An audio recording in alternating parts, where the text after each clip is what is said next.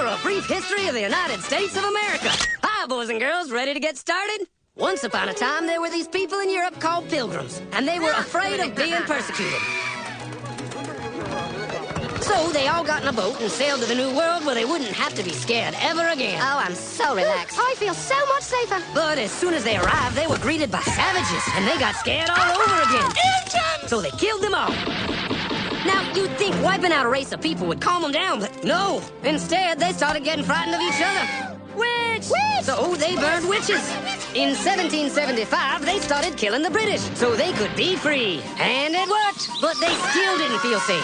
So they passed a Second Amendment which said every white man could keep his gun. I loves my gun. Loves my gun. Which brings us to the genius idea of slavery. You see, boys and girls, the white people back then were also afraid of doing any work. So they went to Africa, kidnapped thousands of black people, brought them back to America, and forced them to work very hard for no money. And I don't mean no money like I work at Walmart and make no money. I mean $0. Nothing. Not a zip. Doing it that way made the USA the richest country in the world.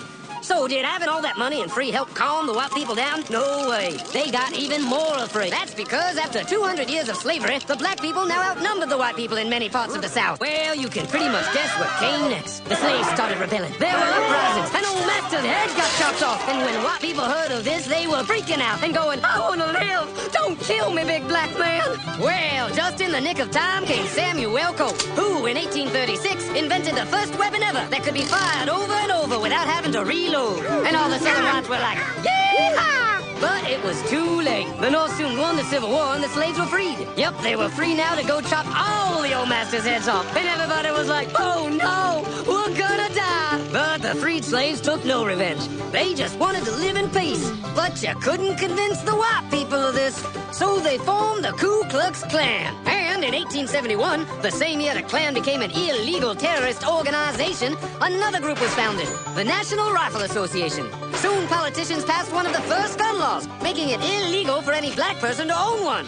It was a great year for America, the KKK and the NRA. Of course, they had nothing to do with each other, and this was just a coincidence. One group legally promoted responsible gun ownership, and the other group shot and lynched black people. And that's the way it was all the way to 1955, when a black woman broke the law by refusing to move to the back of the bus. White people just couldn't believe it. Huh? Well, I won't say move. What's going on? Man, all hell broke loose. Black people everywhere started demanding their rights, and white people had a major freaky fear meltdown, and they were all like, run away! Run away!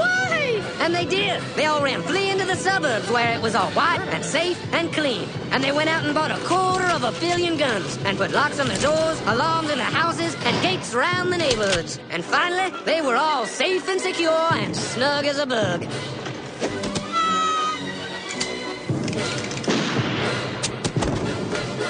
And everyone lived happily ever after.